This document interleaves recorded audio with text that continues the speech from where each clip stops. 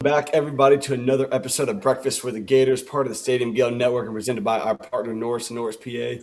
Norris and Norris, PA is out of Lake City, Florida, a preeminent law firm serving North Florida since 1985. And you can give Guy a call at 386-752-7240 if you need any assistance with business law matters, real estate, wills, or trust, and estate planning. We come to you guys live just an hour after Florida just thumps number 20 Arkansas 111-77. HB, Will, you guys are both in attendance. Just talk about the atmosphere, the cutting of the nets, just all around awesome night in the O-Dome. Jackson, I'm addicted to watching the Florida Gators win championships. I'm addicted to it. The atmosphere, you both were there. It was insane. I mean, I was telling Devin, who was sitting next to me, every time there was something that went our way, it was like the crowd was just itching to jump out of their seats and explode. Anything that happened that went our way, and a lot went our way all night. The fans are ready to explode. The atmosphere was insane. The players, the way they played after, what was it, 16-11, 16-13 down there, and Zavier Lee dives for that loose ball, and ever since then, they just explode. It was incredible. This team's amazing. This team's capable of the back-to-back, just everything, all the emotions, boys. You get chills watching the fans and the team come together for a game like that. That was magical. It was a magical day in Gainesville. I think Todd put it best when he was talking to Sean Kelly right after the game, and he said that he was super proud of these guys for going out there and blasting these dudes, and that's pretty much what happened. I mean, we had John Calipari out there crying buckets of tears, earning double technical foul calls. Just who knows what he was saying? Probably a bunch of grifting going on, but it was crazy. I mean, to hand Cal his worst loss, that guy is so storied. He's probably historically the number one coach in the SEC, up there with Rick Barnes, but he actually has a national championship. So to hand that guy a 34-point loss with all the talent that he has, one, on that roster, but two, that he's coached just in his time at Kentucky and Memphis and Arkansas, is truly something special. And, we've been talking about how great this team has been over the last couple weeks. But the Texas game and then this game have me really believing that we could win the national championship. I mean, I think it was really the stretch that Zay Brown had where he came in and he caught the ball, I want to say like just above the 3-point line, and like a dart just took off and dunked it. And there was zero hesitation. And you just never saw that last year, or you didn't see that when we were playing Arizona or UConn. I mean, think about it. The Arizona game, we were literally playing CJ Ingram as a six-man. And now we got Urban Klazar, and every time the ball leaves his hands, you're just, it's going in. And so it's just great. It's great to be a Florida Gator where, this is the 8th time we've won the SEC outright. I have zero problem with us cutting down nets tonight, because it should have been an outright if Rick Barnes wasn't so gutless and had, done his job. But Florida's only had this happen 8 times in its entire existence. And to be able to do it there where it's kind of a de facto senior night where, everybody's there on a weekend and can see everything, I thought it was well-deserved. And I don't have any qualms about anything because they went out there and they beat the second best team in the SEC by 34 points.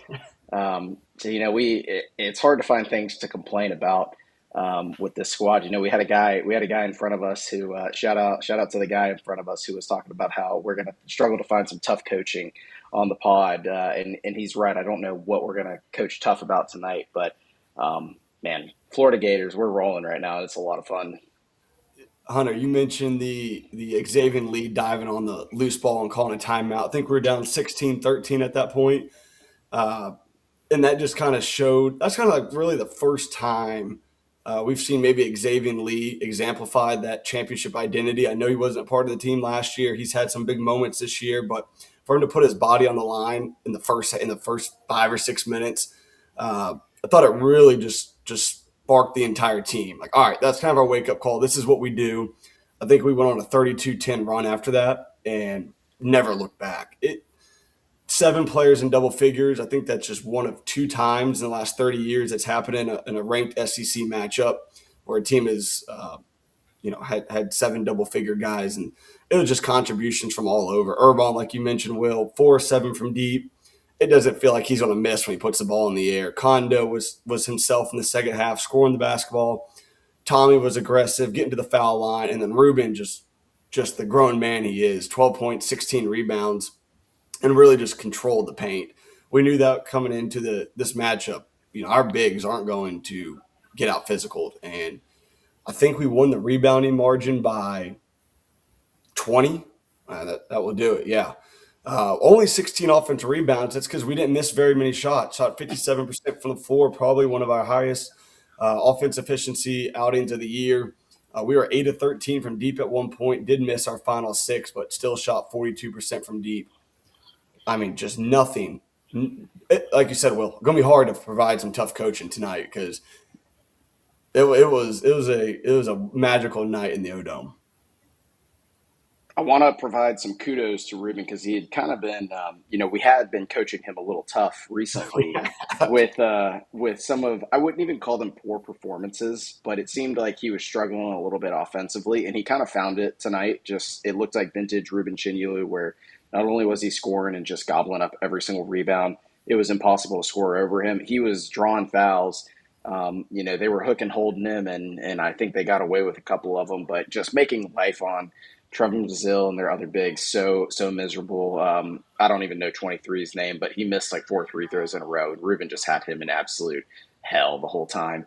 So shout out to Ruben. Shout out to Ruben. Just he got his mojo back a little bit, and he played really great tonight. And he checks out with like 4 minutes left, and the whole time he spends just pumping up the crowd trying to get Ollie Rue in the game, and it's just so fun to see whenever the Gators are rolling and the big fella, big freaky is putting the ball in the basket. It's a lot of fun. We think about the last time we won a outright SEC regular season title. I was a senior in high school. I think, Will, you were in the same ballpark. Hunter, Yep. I think you were around that timeline as well, or maybe even still in high school. Still in high school, yeah. A little younger than you fellas, but yeah, going into junior year at that point. And it's been 12 years since we've been able to witness something like this. Last year was a lot of fun. Obviously, you reached the pinnacle, win the national championship, but that's like 1,500 miles away from home. So in front of a sold-out arena that was an 8:30 tip is diabolical. First off, on an Eastern time tip, but the students were prepared. They had an all-day affair downtown or at Midtown. Hunter, you were out there with us at Dog beforehand. Few drinks for these fans, and they were rowdy. They were unbelievable from the rip. I know we've had our fair criticism of the Rowdy Reptiles at the beginning of the year, but the Kentucky, the Alabama, even the Auburn game, they've really stepped up their game and was a huge spark tonight. Kind of got into Arkansas's head. I think at one point they were 9 of 20 at the free throw line. For a team that shoots the ball pretty well, I don't know what they are statistically from the line, but like 54% from the charity stripe this evening. And I mean, you just credit the fans. And like you mentioned, they're waiting every second to get out of their seats. Big time. The energy was awesome. And to your point, Jackson, the city, you could feel the buzz a little bit walking around, getting the drinks before at Dog. Jam-packed in there. Last time we were in there for the Bama game, where it's an 11 o'clock tip or noon tip on a Sunday, and it's dead in there. It's fun to have that primetime game, college game day in town. Shout out to the student section. They were rowdy. Lived up to the name tonight. I actually missed some of the game day presentation, but I saw the kid drain the half court shot. So a little good juju from him. The atmosphere was awesome. Like I said, it was a blast. I know, Jackson, you got a feet on the wood tonight, right there in person. Was the physicality watching that front court right up and close like that a little different? I don't know how anybody scores on us. I mean, they are just ginormous human beings, and it felt like every time Acuff or Pringle or Wagner, I will say, what's his name, Richardson, Richmond the third. He was fantastic, but yeah, seeing these guys up close and personal like that, feeding off their energy, letting the opposing team have it a little bit, especially when Acuff is 6 of 19 from the floor. Yeah, it was an awesome environment down there with the feet touching the hardwood. Got Even got a little SEC SEC champions hat post game. So just an awesome night for M and I down there. How about that? That's awesome. They're sporting it well, sporting it well. I wonder, you mentioned ACUF. I know we're not an individual awards podcast, Will. You mentioned that last time. But I am curious. I mean, can we talk about it for a second? I think ACUF and Tommy have been the ones talked about the most down the stretch here. And it seemed like after that Bama game, ACUF was the one, that was favored. And then, I don't know. I mean, do we have thoughts there? Do we want to dive into it a little bit? I'm not sure what the odds are. I'm not sure if you had that up, but I would imagine it's still pretty close between the two. What was Tommy's stat line even tonight? It was honestly hard because to keep track of who was really scoring, because it seemed like Seven guys. Arkansas was kind of ahead, and then Urban just like Zay Brown came in, dunked the ball a bunch of times. Urban comes in, he just can't miss, and then all of a sudden we're off and running. It's just every single time down the floor, different guys scoring for us. So I don't even know that we had somebody over 20 points, but we definitely had. Tommy did. We had Tommy at 22, team high. It's so crazy because he's like the quietest, like 22. He's just so consistent. 7 of 12 from the floor. I think like 5 for 5 or 6 for 6 from the line. I even looked at M at halftime. I said, look at the scoring distribution. I think we had one guy in double figures and 4 different guys below, 8, 7, 8, 8, or 9. It's like, I think I looked up in the first 5 minutes and Ruben had 6 and 6, and I was like, oh, he's back on his Oscar Tshiebwe stuff. He's about to dominate these people. Another first half with double-digit rebounds. I mean, the guy is just a machine down there. But I think, to answer your question, Hunter, I think that it would be very wrong not to give the nod to Thomas Houck. I know, I hope that whoever the selection committee is on these kind of things doesn't have sort of recency bias, and they only look at kind of ACUF's last, like he had a nice, January, February. But if you go back and look all the way at what Thomas Houck was doing back in November, I mean, he's the entire reason that we were in the game against Duke, in the game against UConn. And then he kept that up entirely consistently throughout the entire season. He had 2 rough games here in the last month and a half. But, the guy he's so consistent. Which game was it that he scored 3 points in the first half, and then the second half he explodes for 20 points, and it just doesn't even seem like he's doing anything crazy because he's so consistent. He's so efficient. He does every single thing, see ball, get ball, rebound, pass, shoot, everything. Yeah. The guy's he's a consummate All-American, and it's so, I mean, this isn't even just about Tommy, but all the guys, you see the way they come out, Todd treats every single win almost like it's their senior day, where he's just so proud of them, hyping them up, they busted their butts, and they go out there and play their absolute best for the Gators. And it's just what he has going right now is so much fun to watch. So I really hope Tommy wins it because he is so unbelievably deserving. But like I said, we're not interested in individual awards. We are interested in the team awards, in the words of Todd Golden. If there was one area for some tough coaching, Tommy, you are not Elijah Martin trying to dunk the basketball. Oh, man, that was funny, though. He would have brought the house down. Fortunately, Boogie got the rebound, laid it in, and a technical foul in Arkansas, so it was a 4-point possession, but, boy, the roof would have blown off if he would have slammed that home on that fast break. Kind of an underrated part of that is we got under the Hog's skin a little bit there, and they were getting a little dirty with the Gators, absolutely beating their ass. Yeah, Cal didn't like it, if we want to talk about that. There was some double tech with Todd and Cal, a little chirpiness between the guys. I like it. I like Todd was talking his shit. It was great whenever, I mean, I was sitting up there in the rafters. We got JR on the floor. We got Hunter down there low. I'm up there in the rafters, and all I can see is, the ref go tweet both sides, and all of a sudden Todd starts pumping up the crowd. So I did my part, started yelling at the ref, but I didn't really know what I was yelling about. Yeah, I don't know what ensued because Todd got fired up after the Chin flagrant one, and Calipari had some words for him, and then you look down, and next thing you know, both of them are getting teed up. So I'm here for it. Todd was here for it. I think that just ignited another little boost to the crowd. There's 12, 13 minutes left in this game, and we're already up 30, so you got to keep the fans entertained somehow. we're at our best as Florida Gator fans and Florida Gator players, coaches, Florida Gator Nation. We're at our best when we're hated and when there's when there's a little bit of that cockiness to our guys. I mean, you see it on Twitter thrown around with Steve Spurrier and how he acted.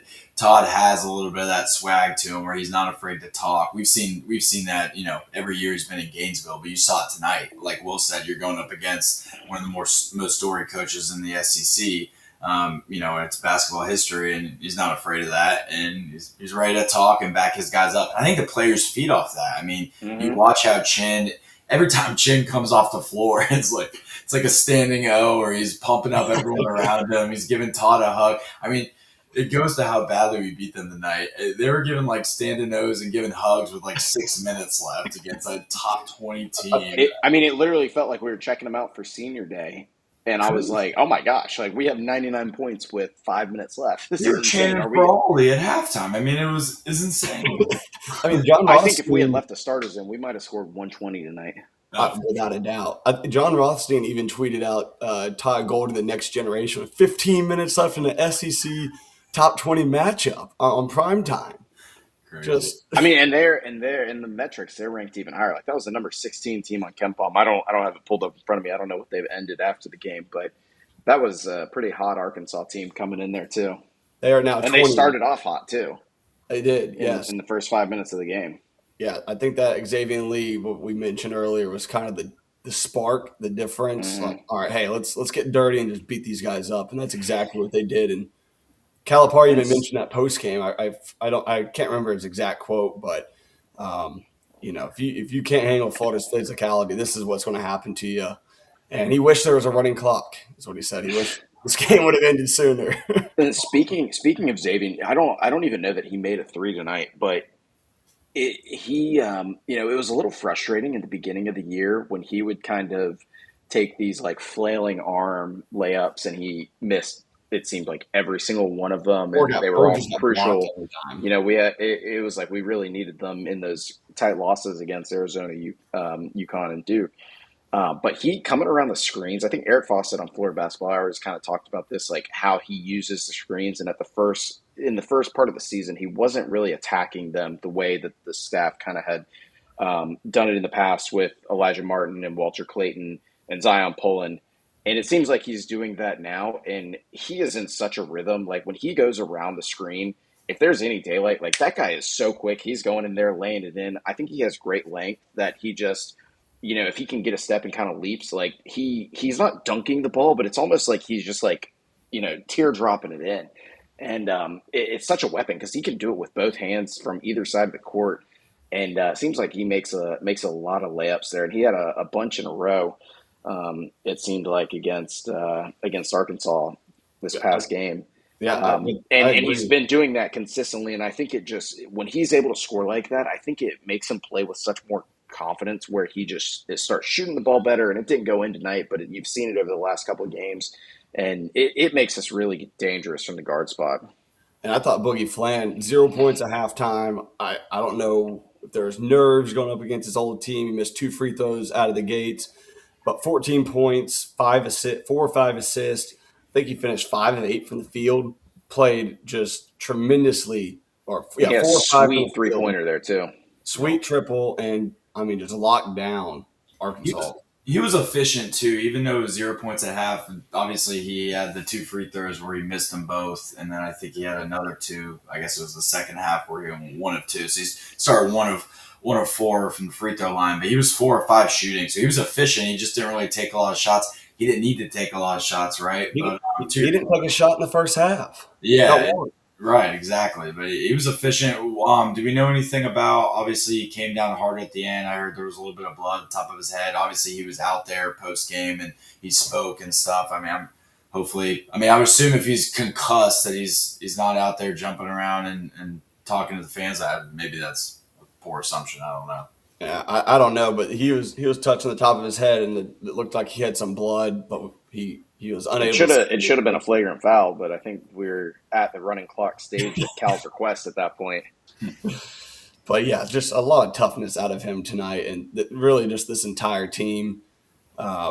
Let's with 7 guys scoring in double figures and just multiple guys contributing. Who Hunter, who would your player of the game be?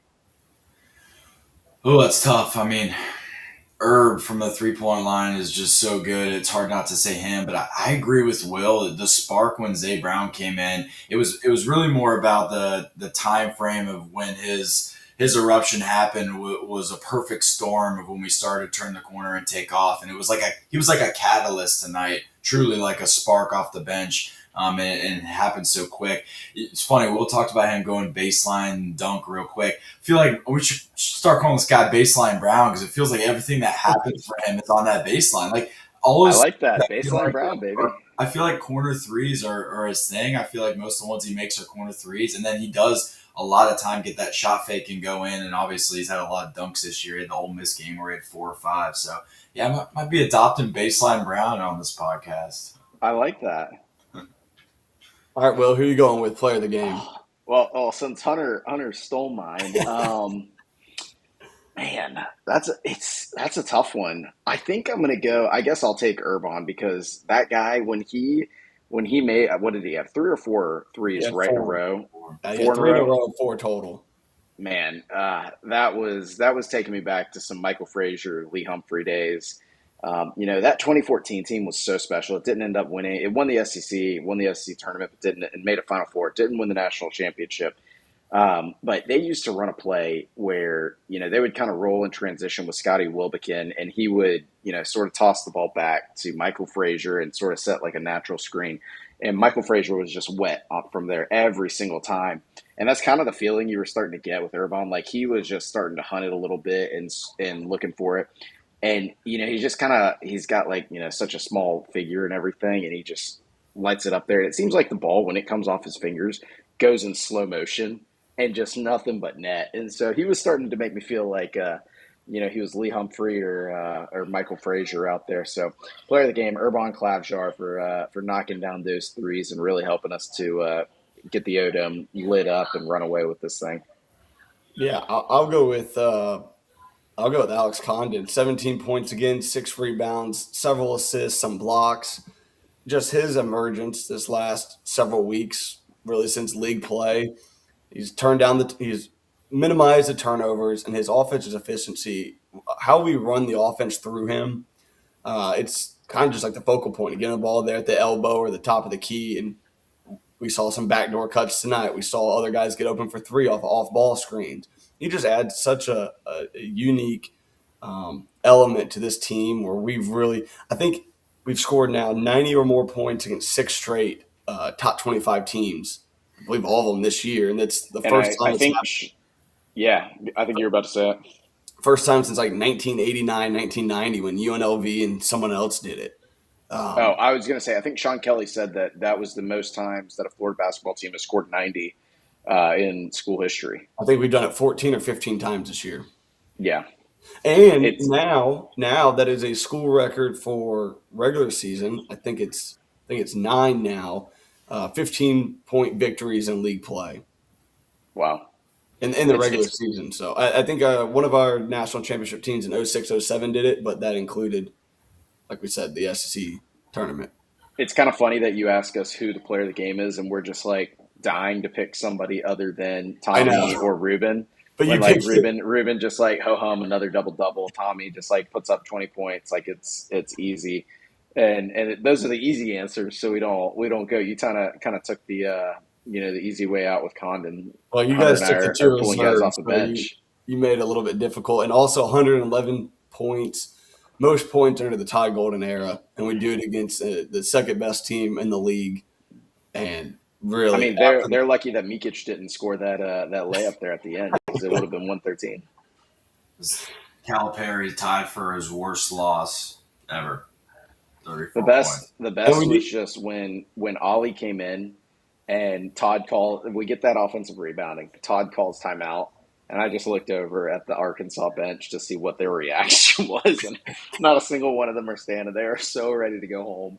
They just could not have been in a more miserable spot. The entire Odom is going crazy. Ruben is like the biggest cheerleader on the planet for Ollie Rue just to go in there and hang out for 45 seconds. It was awesome. We're 25 minutes in the show and haven't even mentioned Todd Todd Golden's now one step closer to becoming the fastest UF men's basketball coach to achieve 100 wins. Now 99-39 at Florida after Saturday night's victory. So Tuesday on senior night in the O-Dome, the home finale, he can eclipse 100 wins in his 139th game coach. It took Billy Donovan, who's currently the fastest coach to 100 wins, 154 games. And we've talked about the depth of the SEC. Really, obviously, I was not even born yet when Donovan got hired, but we talked about the depth of the SEC, and then out of conference games, we've played some pretty tough opponents in a non-conference slate. I don't know what Billy did, obviously, so I can't relate to that or provide a point. But I mean, Todd doesn't back down from any challenge either, and he's gone in there and beaten some really good teams during this potential 100th win in 139 tries. Yeah, I mean, Billy played some pretty tough out of conference schedules too. I Yeah, remember playing I just Syracuse don't in know their about early heyday, in his Michigan tenure. State several times, that sort of thing. But really, I mean, I can already feel it coming with Gator fans that we're going to start comparing like Todd and Billy, and you can't do that. You just got to appreciate the fact that Todd Golden has even put himself in conversation already with Agreed. a guy who is a bona fide Hall of Famer and who is coaching in NBA for years, won back-to-back national championships, should have had more, has all these Final Fours, and Todd's right there with him, and you're like already starting to wonder like, whoa, do we actually have a guy that might be better? The Yeah, fact that we can even think about that is just, I mean, our greatest dreams as Gator basketball fans are coming true. It's crazy. it's not to compare the two whatsoever, but it's just also just stepping back and realizing the greatness that we are witnessing right now after obviously this stretch we went through after the Donovan era to get to this point again. Um, it's just so much fun to watch. We all had so much fun tonight in the O-Dome, and so did the other 11,000 fans in attendance and the millions across the country that watch. You know, It's a I think I blessing. do. I think I do have some tough coaching. I got some tough coaching for our fans a little bit because there were some people leaving early with like 3 and 4 minutes left. You got to stick around for this. I mean, outside of last year and that 2014 team, like we have not ever seen Florida basketball teams blaze through the SEC like that. Like, don't take it for granted where we're bringing in, ranked teams and just beating them by 30 points in SEC championship type matchups. So just enjoy it, skip the bars, go enjoy it, and just reminisce and be like, man, in 20 years, this is going to be unbelievable to look back at and think about how great guys like Thomas Houck and Alex Connor were doing because it's fleeting and it's going to go fast, but it's a lot of fun to watch right now. So stick around, enjoy it, and congratulate these guys and clap them up and give them all the flowers that they deserve for busting their butt game in and game out and setting the goal to win the SEC regular season, stumbling right out the gates, especially in the beginning of the This team was season. five And and then, four.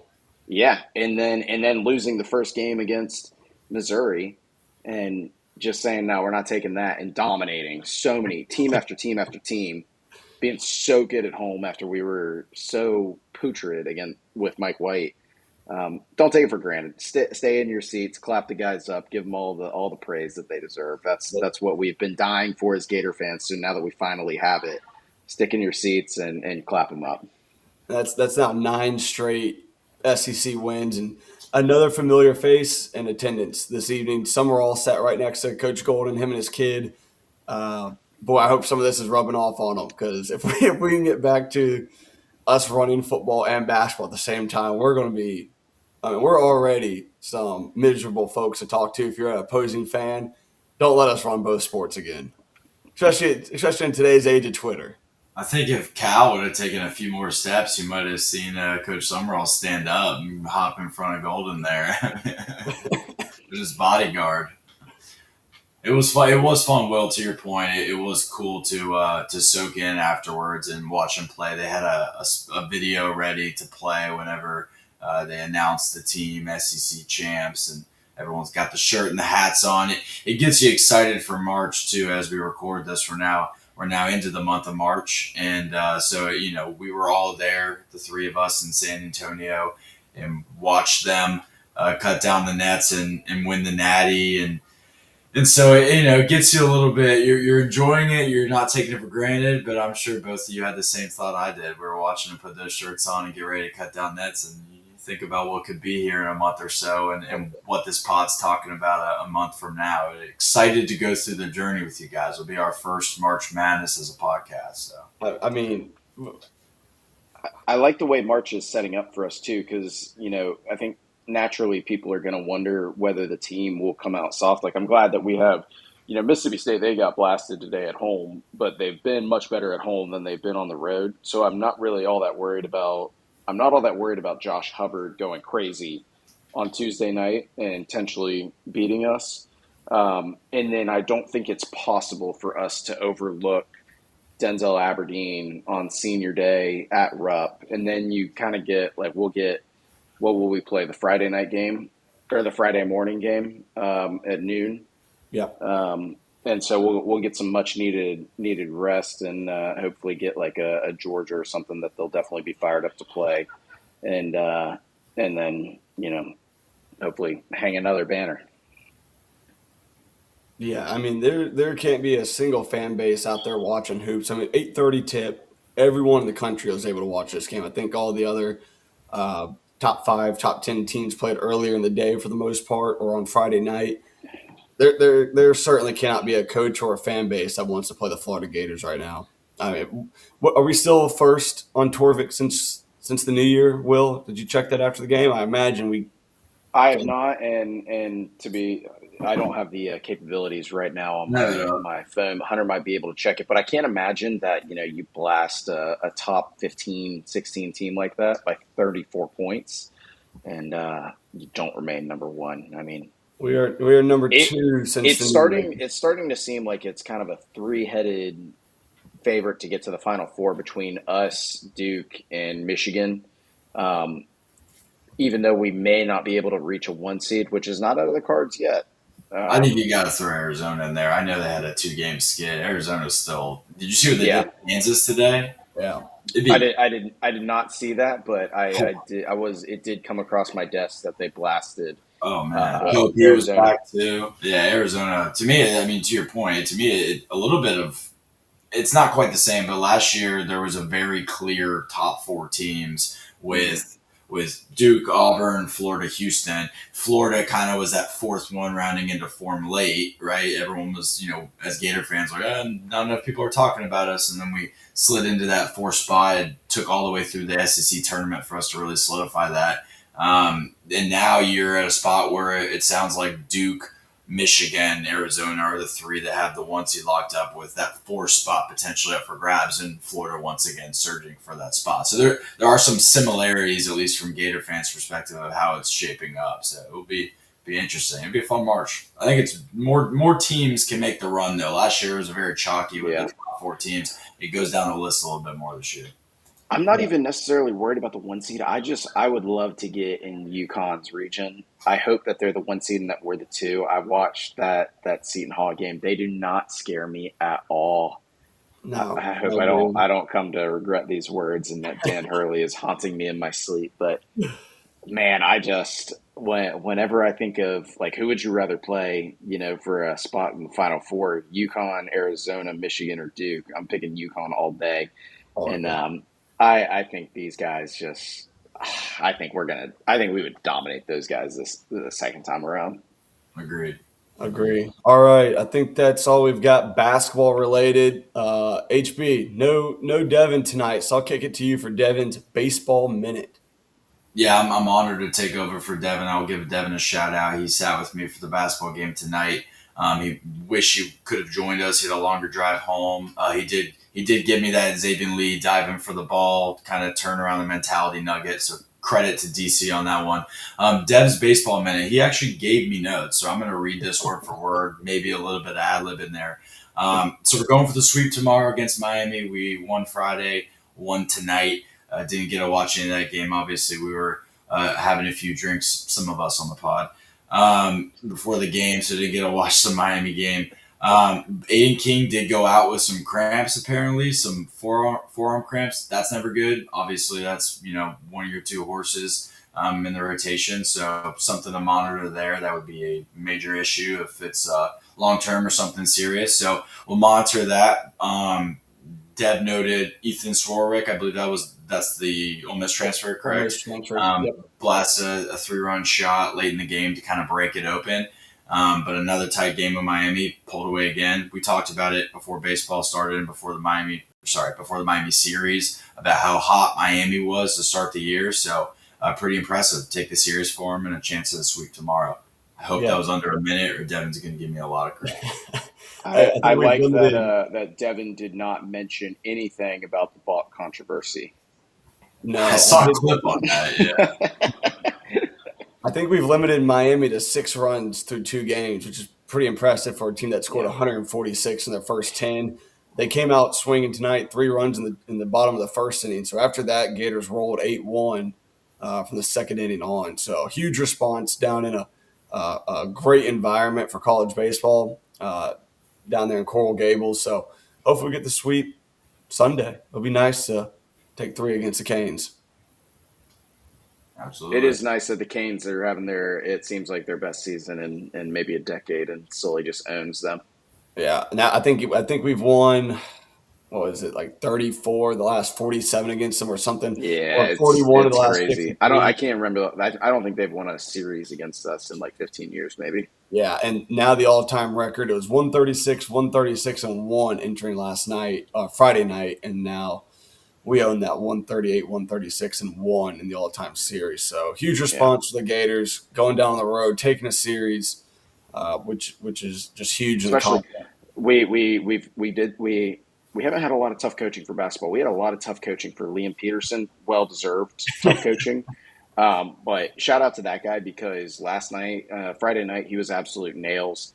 I think he went 5 or 6 innings, just absolute dialed him in. Kind of struggled there at the end. He ended up giving up 2 runs, but really, he bounced back really well after his opening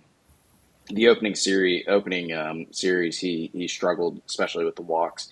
Really dialed it in, was really focused, and hopefully we get that Liam Peterson for the rest of the year, because if we could, this team's going to Omaha. Yeah, I think the Gators have now won 10 straight in baseball, go for the series sweep. Yeah. Basketball, we're coming back to you senior night, Tuesday against Mississippi State, late tip, 8 o'clock. Doubt we have a show after that game, but we will probably get a Kentucky preview in with it being the regular season finale. And we'll go from there. It's officially March, best time of the year. We got the players coming up. We've got postseason basketball. We've got baseball rolling. It's one tidbit: track and field won SEC championship today. I don't know what events, but I believe the team. That was our 258th team title. Just a few hours later, the men's basketball team wraps up the regular season title. It's now 259 conference titles amongst all sports. That is well over 120, better than any other team in the SEC. So when someone wants to talk about the everything school, just look up Gainesville, Florida on the map, and you'll see it. Way to talk to him. It's great to be a Florida Gator. Great to be a Florida Gator. Tons of fun Saturday night in the O-Dome. We appreciate you guys listening once again. Make sure you're followed and liked and subscribed on Apple, Spotify, YouTube, and following us on Twitter at BreakfastWTG. We'll see you guys soon. Go Gators. Go Gators. SEC champs.